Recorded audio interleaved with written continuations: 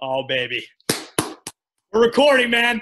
We're here. We're here. I think what's unique about this conversation is instead of doing like our own thing, we're combining it as one, which I A love. dual interview, yeah. Dual interview. So we're experimenting here. But I think the experimental stuff is always the best stuff because we'll just be able to have a conversation. And just so everyone else here knows, this is Lance Kalahar, and Lance is the man. He has quite a story. And, you know, it was funny when we talked last week, we talked for like an hour just breaking down kind of our lives in a sense and how similar some of our experiences were. And even our experiences dealing with some of the really deeper stuff, such as, you know, losing a really close friend, you know, in a really sad way. And on that note, we'll go from sad to happy. But Lance, man, I want to let the people know who you are, because I know the people in your network know who you are, but let the people from JCK know who you are. First off, I want to thank you for opening up some time to talk to me today. And also, dude, just your energy, it's magnetic, man. Like, even I don't know if it's coming through the computer or if it's radiating all the way from New York, but like, feel it. I kind of do a lot of things, so it's hard to kind of break down. Right now, I'm a student at the University of Colorado, Denver.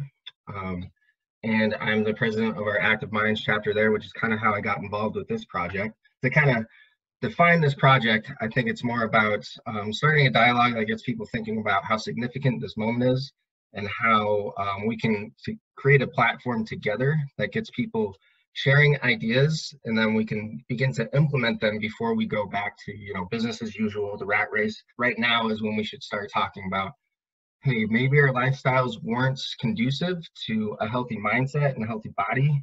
Maybe right now is the time that we get talking about, let's pivot. I think what's really important about that too, like you said, is, you know, the amount of loss that we have all kind of dealt with collectively as a society these last 2-3 months, just like so overwhelming and so tragic and so sad that it's one of those things, like you said, we can't just go back to like business as usual. I love how you know, are thinking about this in a way of, hey, like, how can we bring people together and work on us as a whole, in a sense, right? Like a holistic approach to healing. Because there's so many people that have so many different stories, right, from this and so many different experiences. And we have to pick each other up from this. And I think, you know, one thing that I've been talking a lot about is just trying to use this as an opportunity to get closer as people, to listen more, to have deeper conversations. When you see all that's happened here, it's like you said, like, what can we do to take some of these good techniques that we've learned from this and implement it? How do we stay mindful? How do we continue to have these conversations, not just say, oh, you know, let's just go back and do exactly what we're doing before? Because quite frankly, you know, not everything we're doing before is bad, but there's plenty of stuff that could be changed, as you know. Absolutely. Yeah. One of the major things with this project is being able to talk to each other. And that's actually one of the next videos that I'm going to shoot of myself, is how to have a disagreement with somebody. Because I think that's where a lot of our problem stems from, is the whole divide and conquer tactic has worked pretty well so far, where we have such an ideological rift that we have a really hard time talking to somebody of different mindsets. It's okay to disagree with somebody, but we need to still have respect and love for each other. I love that. When you're able to kind of put all those opinions and I guess the egos aside to have those conversations, so much good happens, because there's so many brilliant people that have just such such different thoughts. You know what I mean? Yeah. And instead of being like, why is he thinking like that? It's like, okay, all right, like, I don't agree with that, but let's think about this together and let's walk it through. Let's figure out what we can do to help people with both of our opinions here. And so many people want to be right. And I think it's ego, right? Like, I'll be honest, like, sometimes if I think I know something and I know it has to be this right way, sometimes I'll be like, it has to be this way. But then I'll take a step back and I'll be like, dang, what that person said actually makes a lot of sense. John, slow down a little bit.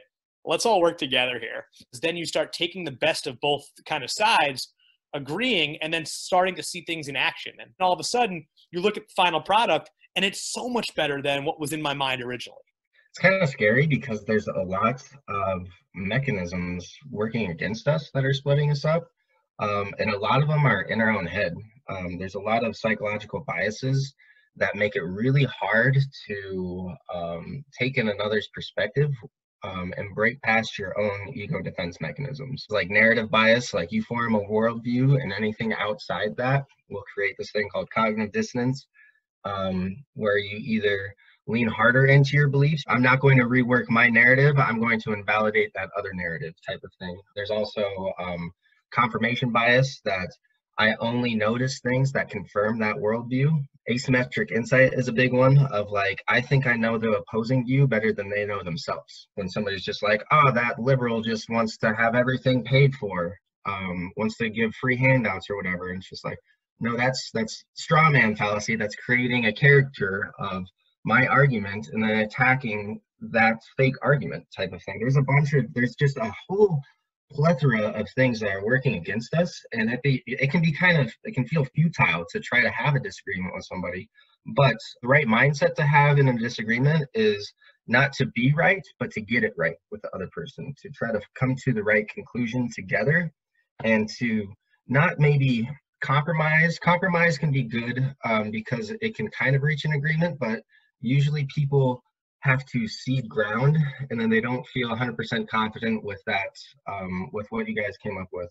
So it's better to collaborate, come to a new goal together, or a new answer together. If you're on the opposing sides of the political spectrum, you still have the same end goal. You still want the common good for the people. You still care about our country, and you just have different views. So collaborate and get to that same goal together. I think the biggest thing that I've learned, that I've seen, is when people try to push their opinion on someone, all of a sudden that turns into, my gosh, like, you think I have the best opinion in the world, but stop. I don't want to hear this right now. I think we get caught up sometimes in this whole kind of concept of we need to win. It's so much better for all of our collective mental health too, when we could just sit there and actually talk. Diversity is what makes us so special, and what makes this world so special, and what gives me so much light and so much hope is because I think one thing that's really cool about the work that we've been doing is I've been able to meet so many different students, right? And so many different people from so many different types of backgrounds, right? And the biggest thing I've noticed is with all of those people, whatever their opinion was, right? At the core, 99% of the people that I meet are authentically really good people who just want to be happy and want to be loved, right? There's this quote from a book. It's probably my favorite book, quite honestly. It's called How to Win Friends and Influence People by Dale Carnegie. He's got a great quote in there of, a man convinced against his will is of the same opinion still. If my goal is to, within this conversation, I'm going to convince you otherwise, it's not going to happen. People are going to fall back harder into their own beliefs because their worldview has been constructed their entire life, and to invalidate somebody that has as much intricate and unique experience as you have is insane. To say that, hey, you're wrong, all these things that you've collected are wrong. Like, we can definitely learn from each other. There might be some things that might be slightly inaccurate that we have worldviews on, but to invalidate somebody is just not, it's not conducive to what the actual goals are. What really should be applauded and respected is that if people do change their opinions, that takes way more courage than trying to convince somebody that, hey, I'm right.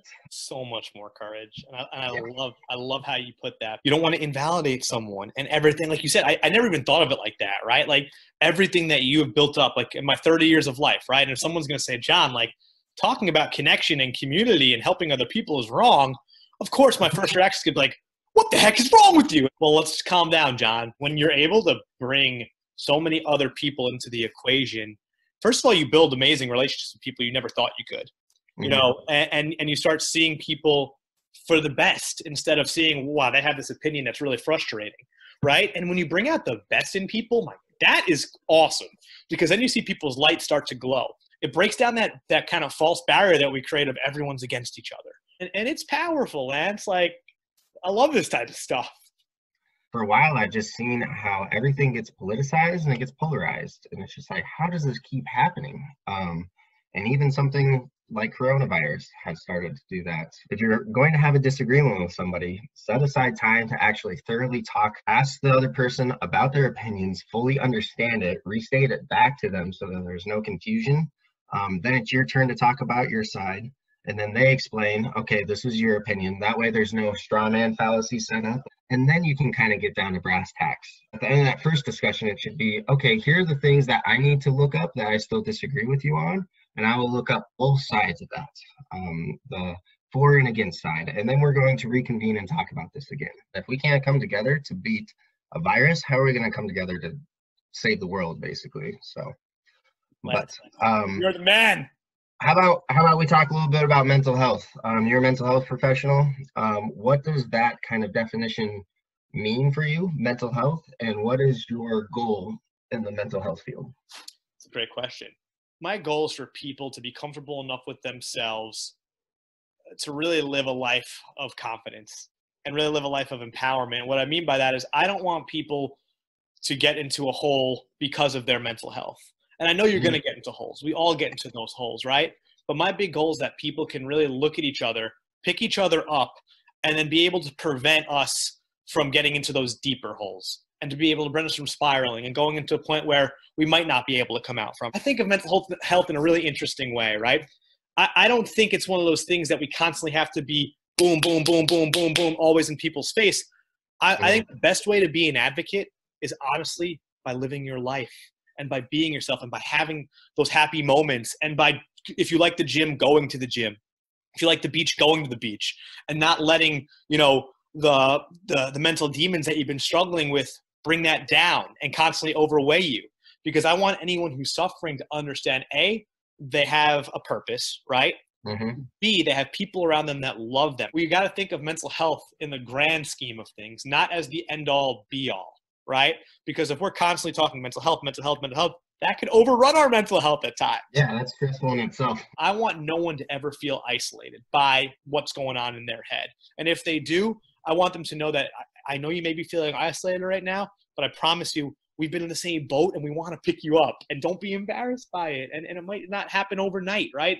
It doesn't happen overnight. It's a lifelong process, but the more that we can start to open up, we start unlocking these amazing depths of our soul that we didn't even know we had, this resilience, this strength that we didn't even know was inside of us. And when people start being themselves and you start using mental health as a way to, hey, best way to have positive mental health is to be yourself, then all of a sudden you're living in a much happier world and a much happier headspace.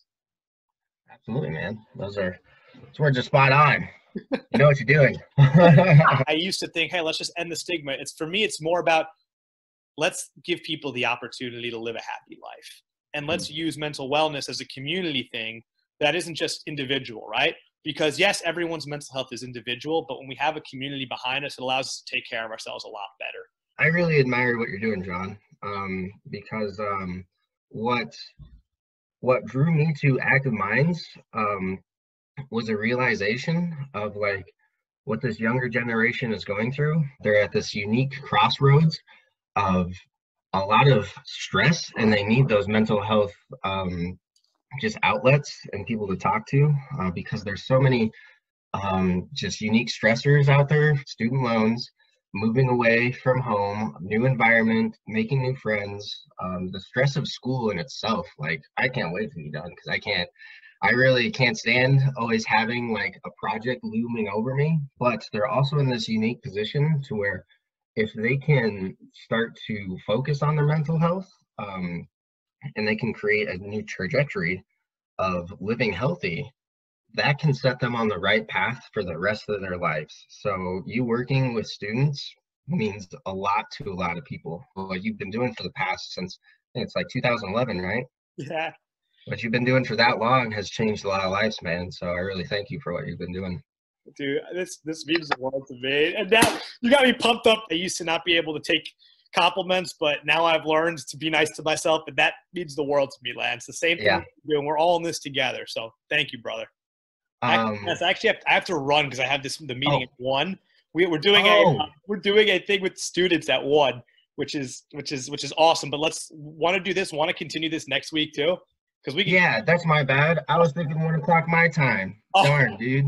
Yeah. I'm sorry. We're back. We call him Double L, Lance the Legend. Oh really? Oh yeah. I'll go by that. That's cool. Quite frankly, I'm excited to be here, man. I want to throw this back to you because you've been doing some amazing things, and for the first time, I'm not gonna lead this conversation. We're gonna have Lance the Legend lead it.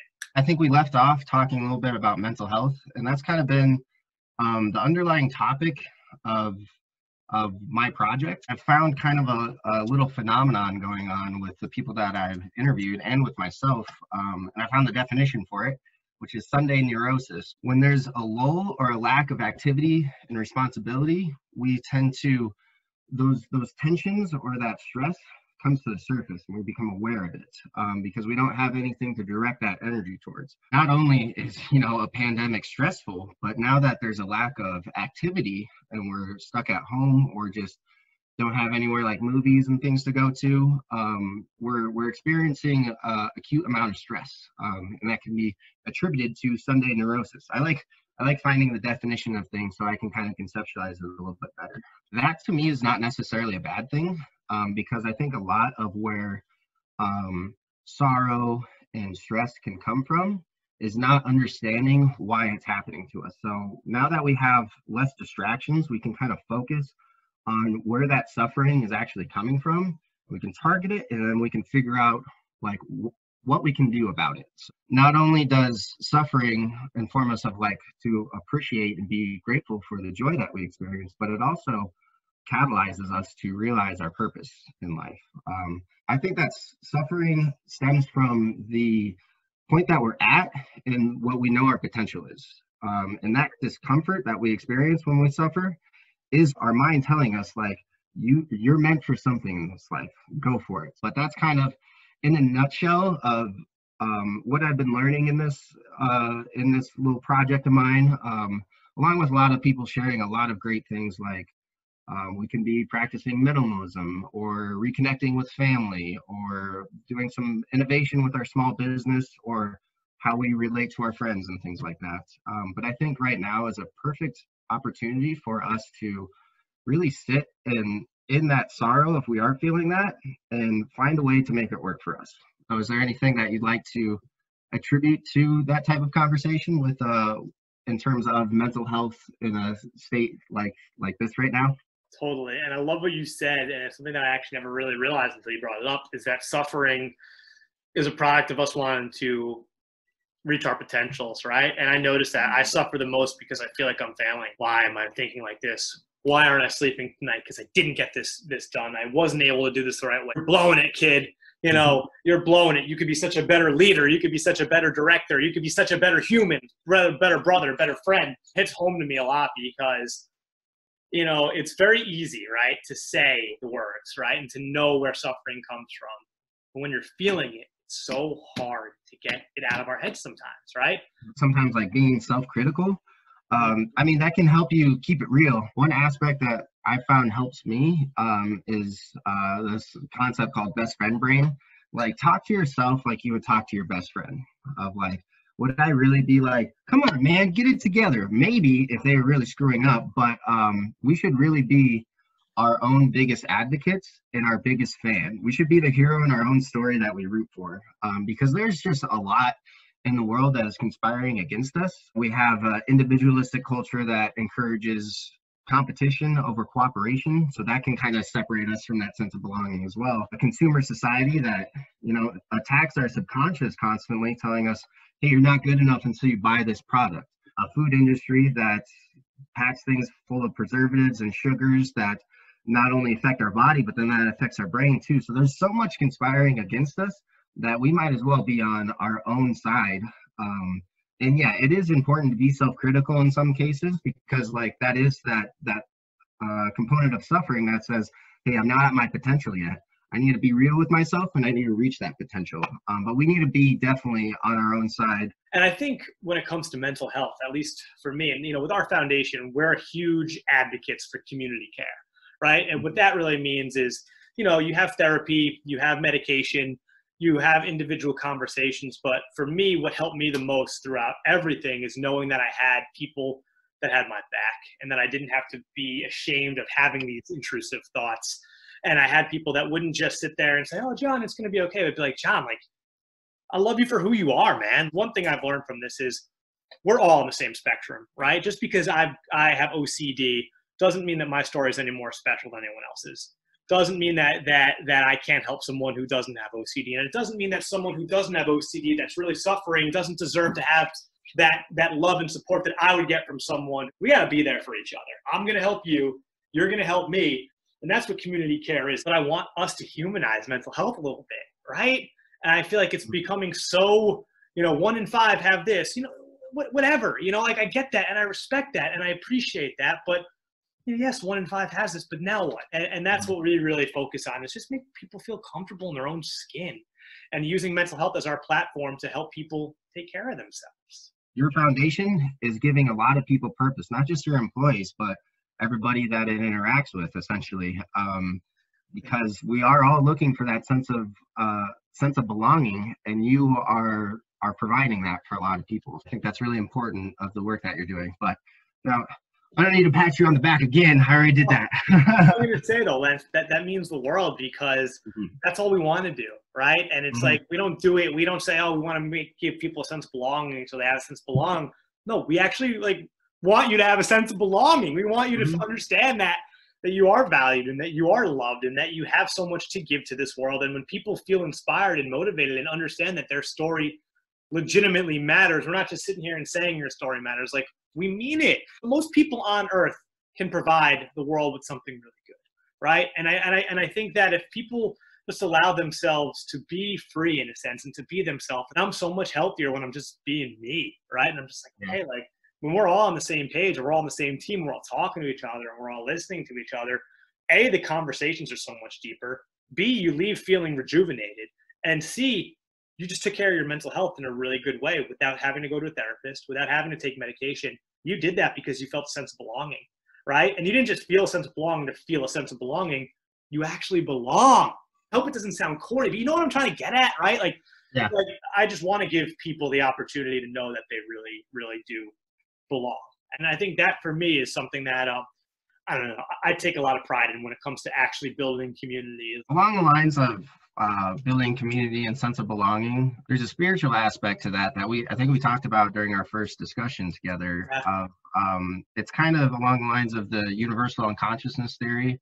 That we're all unconsciously connected to each other, and we're radiating energy and stuff that we're all kind of picking up constantly without really consciously being aware of it. And it can break down into just like you walk into a room and you can feel a tense vibe or whatever, and it can even transcend long distances. I lost a friend who a few years ago, about a week leading up to it, I was in kind of a weird dark place, like dark night of the soul type of thing, like sleeping all afternoon and everything. And then I heard about his passing, and it was just kind of a surreal moment of like, that's strange that somebody else was going through such a rough time at the same time, somebody so close to me. And I think that we're all connected in a sense that like we are all a community without even knowing about it, because we are all just interrelated on levels that we are not able to be cognizant of or aware of.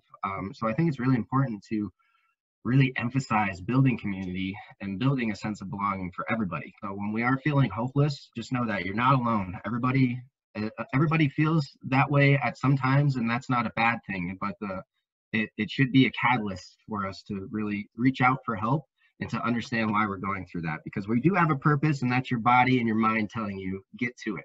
For me, there's nothing more beautiful than looking at a high schooler and letting them know, like, you can do this. I mean, you may have felt alone before, but I promise you, you're not alone anymore. And most importantly, like you have if you felt hopeless before, I promise you that pain has a beginning, a middle, and an end. And you know what? Sometimes we are going to suffer, but that's okay. And most importantly, it's like, you really can make a really deep impact on this world. I didn't know that when I was in high school. I didn't know that I could, do something like this and talk about mental health and actually make my dream come true of helping people for a living, so to speak. You don't have to be out there doing things to have a huge impact. Maybe it's just being a friend or being that good son to your mom or your dad or whoever needs it the most. And I just find it so important that, the more that students can recognize, the signs of mental illness and the signs of their own suffering, and being able to be vocal and vulnerable about it early on, it allows them to really start vocalizing and internal and externalizing what they want out of life. When you're able to be vulnerable and to actually talk about these things, you start building a deeper community, and it makes it a lot harder to fall into those traps and the negative ways of thinking. To me, it's just so important to build that type of resiliency and that type of optimism also vulnerability from an early age, because I think we really needed it, especially me personally when I was that age. You just touched on a key like tenet of what my project has been about is bottom-up processing, and it's teaching people that they do have the power to make significant changes so that we can change the world together. Words that I live by are if nobody thought that they could make a difference, then nothing would ever change. So to get into that, could you elaborate a little bit on your experiences in New York City and what's been going on there? It's been scary. It's been a very dark 2 months for a lot of people, especially in our community. You know, we all have known someone that has been diagnosed with COVID. You know, I actually, unfortunately, I know a couple of people that passed away from it. I think in the beginning, it was kind of like anyone else, like, what the heck is going on? Like, this is going to be fine. It is what it is. And then all of a sudden, there was a really scary month and a half. We still have stay-at-home orders in order. We don't want this to get any worse. I want to make sure that the world, you know, I could do my best to make sure that the world is in a safe and comfortable place. I have a few friends who are nurses, and, you know, it's been overwhelming for them. And I think the main thing I want to say is, like, to anyone out there on the front lines, you guys are unbelievable.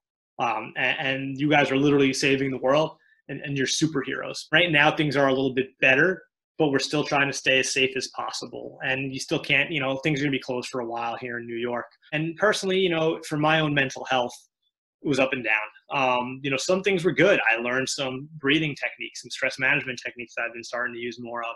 You know, I've started to focus on things that matter a little bit more, and I start to be grateful, a lot more grateful.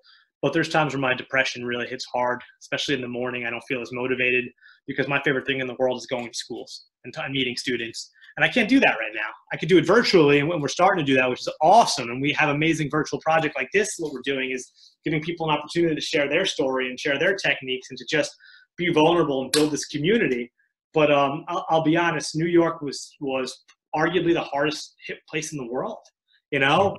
And there's some lasting effects that we're going to have to deal with for a while. And I'm just praying that, you know, that this continues to decline and that we can get back to quote unquote normal as fast as we can. What could you suggest to people that that also might have OCD of some strategies to help? Because I know that there can be some pervasive thoughts about, oh, I'm going to get this and I'm going to pass it on to somebody else. And I think we all have that in a sense. What has helped you kind of get through this?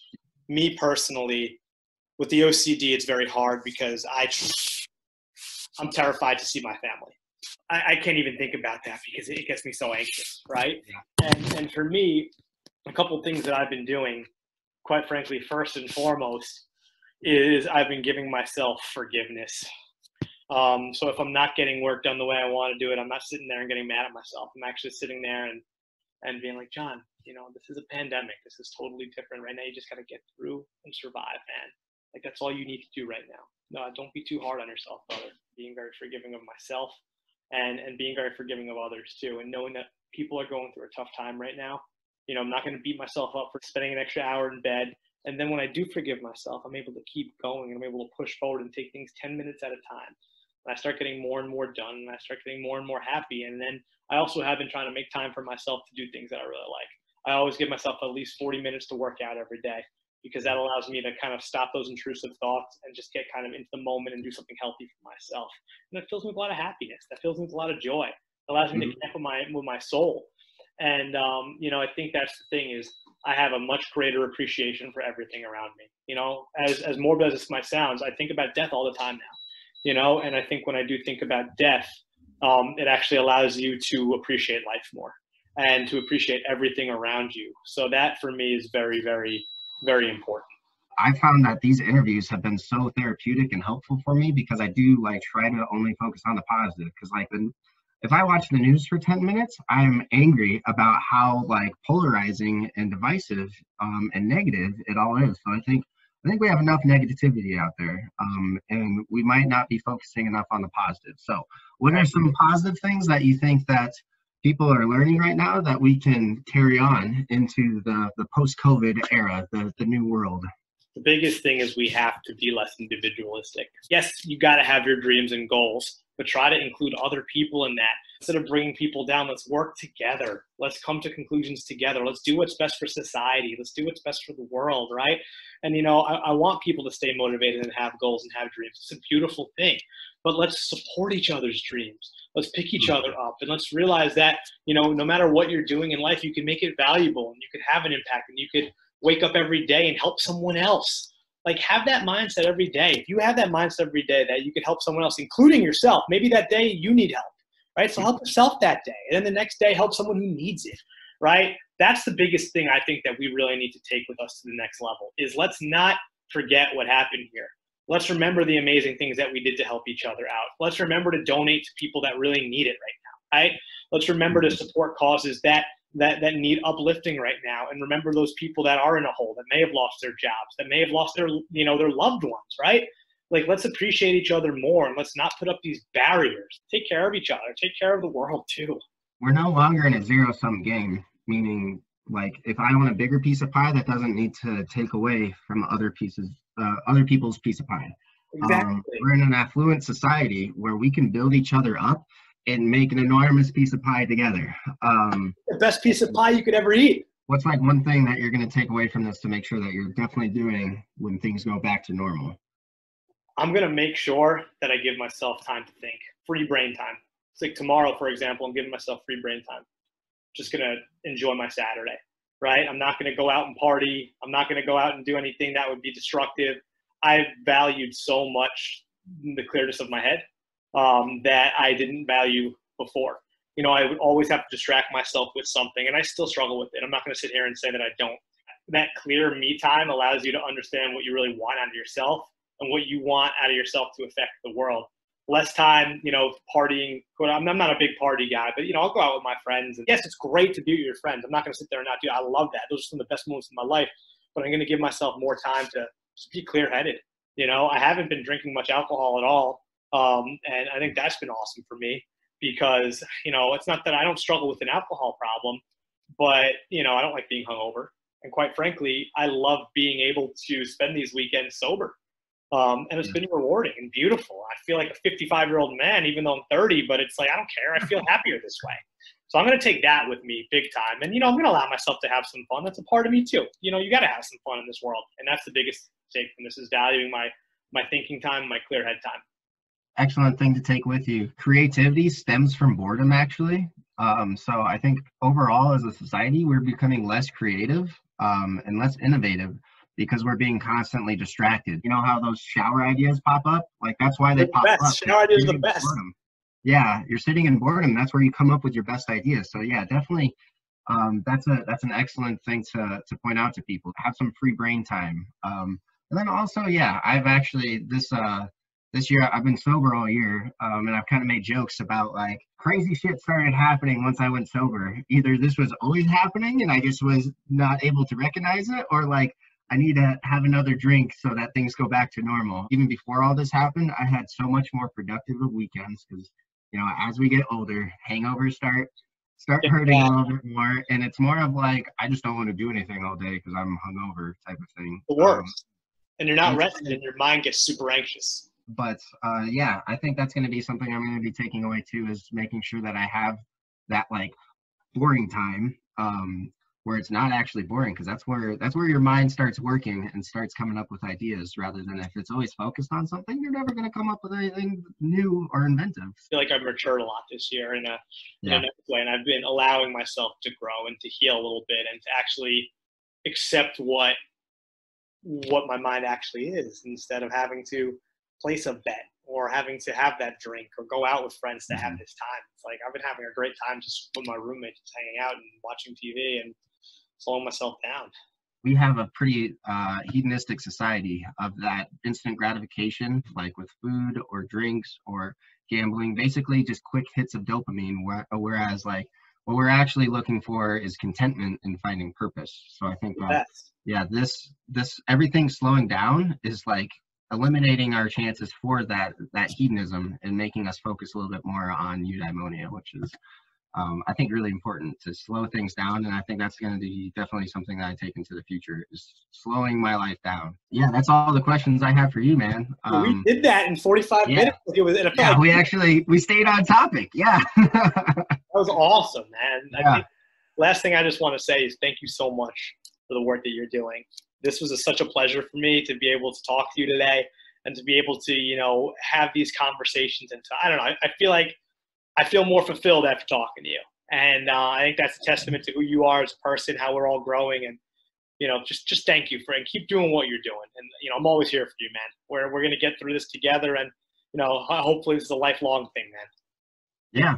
Yeah. I really thank you for taking the time to talk to me too, and providing a larger platform to get this message out there. Cause I don't think, people don't need to have an interview with me to start talking about these things. I think that this is a dialogue that I want started like worldwide, of people talking to each other about their experiences, about what they're learning, and what we can take away from this.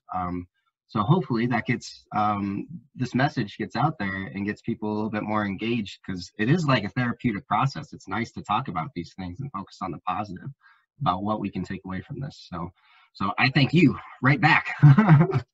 Hey, well, you have a great rest of the weekend, my man, and I'll send you the recording right now. Sweet, yeah. I'll see you later, Lance. Yeah. Thanks again. All right. Thank you.